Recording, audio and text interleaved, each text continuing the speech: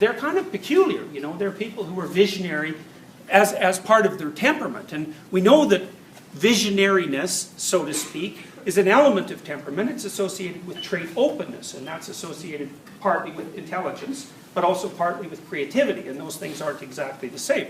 So some people are more imaginative and visionary than others, and in our culture those would be people who tell great stories. Like J.K. Rowling is a really good example of that, because she's been a shamanic intermediary for an entire generation of young people with these massive books that she's written that have a mythological core right down to their essence. And Stan Lee, who ran Marvel Comics, is another person like that, who's had an immense cultural influence because he's brought these ancient stories back up from the depths and put them into modern form. And the writers of these things are quite consciously aware of what they're doing with regards to the relationship with the underlying myths. They're not stupid people.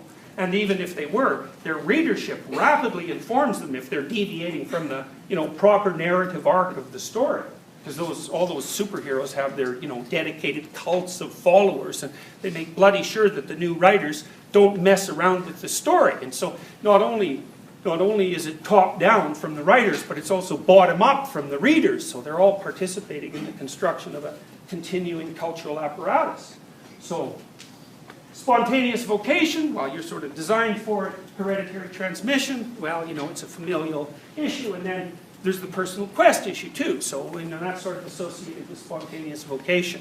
So, and the personal quest element would be, there's always people in every culture who are fundamentally obsessed with the pursuit of meaning.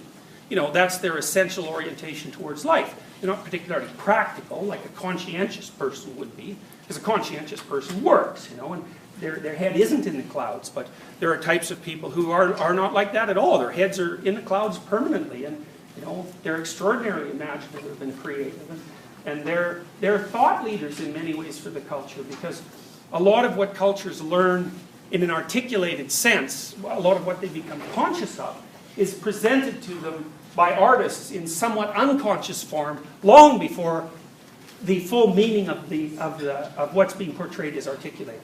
Just like that, I just showed you that tree image with Mary and the church, on either side of it. It's not like the person who drew that knew what they were doing.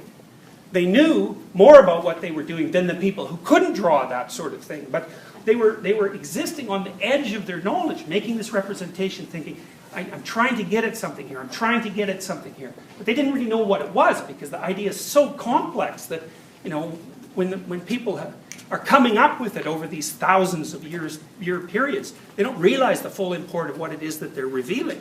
I mean, just as you don't realize your own full import. By whatever, this is from Mircea Eliade, but by whatever method he may have been designated, a shaman is recognized as such only after having received two methods of instruction. The first is ecstatic, dreams, trances, visions.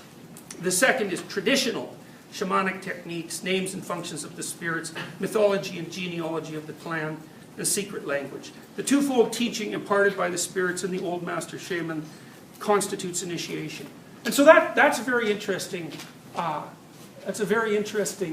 representation of the manner in which personal revelation becomes knowledge. So, let's say, you're beset by a very frightful series of nightmares. I mean, what that's going to do is to drive you to try to understand how to represent what you're having nightmares about in terms of the cultural elements that you have at hand.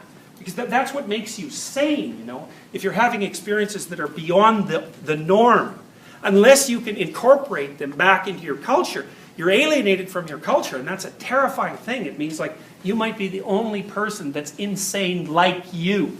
And that's very intolerable for people. It's bad enough to be different, but to be so different that you're incomprehensible, it's like, that's the sort of horror you don't want to encounter. So the shaman are people who are possessed by a rich inner fantasy life, but who are simultaneously capable of taking that and weaving it into the cultural mythology that they're part of. That's what makes them sane rather than insane, right? Because a schizophrenic is someone who has visionary experience, although it's often auditory. They hear voices and they're possessed by spirits in a sense. You see them wandering down the street, muttering to their own internal voices, but they can't integrate any of that with the culture, so they're gone, they're lost souls. So the shaman is someone who does both, who has the visions, but who incorporate it at the same time. So he's someone who's master of the visions and not victim of them. And so there's technologies that allow people to do that. And a lot of them are associated, as I said before, with the use of various hallucinogenic substances. In Siberia, the youth who is called to be a shaman attracts attention by his strange behavior. For example, he seeks solitude, becomes absent-minded, loves to roam in the woods or unfrequented places, has visions, and sings in his sleep. In some instances, this period of incubation is marked by quite serious symptoms. Among the Yakuts, the young man sometimes has fits of fury and easily loses consciousness, hides in the forest, feeds on the bark of trees, throws himself into water and fire, and cuts himself with knives. So those are ordeals in a sense, A future shaman among the Tungus, as they approach maturity, go through a hysterical or hysteroid crisis, but sometimes their vocation manifests itself at an earlier age. The boy runs away into the mountains and remains there for a week or more, feeding on animals, which he tears to pieces with his teeth. He returns to the village filthy and blood-stained, and it's only after 10 or more days have passed that he begins to babble incoherent words. So you'd think from the perspective of modern human beings, that this is something like descent into the unconscious structures that underlie normative cognition, just like you descend into that at night when you dream. It's a very peculiar process that you're all perfectly capable of engaging in, but most of you have virtually no control over it. I mean, there are people who dream lucidly, and who can exert some conscious control over their dreams. Most people can learn how to do that to some degree, but in our culture at least, most people dream unconsciously, and it's just something that happens to you and not something that you're actively engaged with. The strange behavior of future shaman have not failed to attract the attention of scholars, and from the middle of the past century, by which he meant the 19th century, several attempts have been made to explain the phenomenon of shamanism as a mental disorder, but the problem is wrongly put. For on the one hand, it's not true that shamans always have to be neuropathics or neurotics or people who are not well put together mentally.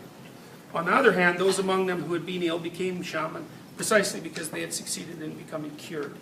So what that means is these are people who've undergone some kind of existential crisis, sometimes one that's induced, as part of the process that turns them into shaman, but they were able to undergo that existential crisis and then put themselves back together.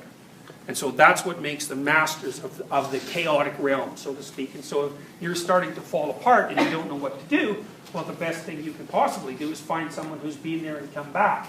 And that idea of going somewhere and coming back is also a very, very common mythological story. So that's the story of the Hobbit, for example, right? Because the Hobbit goes off on this quest, and he undergoes all sorts of trials, and he encounters the dragon that lives underneath everything, and he gets the gold from the dragon, which is the information that the dragon stores. And then he comes back to his community, and he's transformed. But he's strange. Like, he's going off on this big adventure. Now he's like well put together and tough, and he's also rich.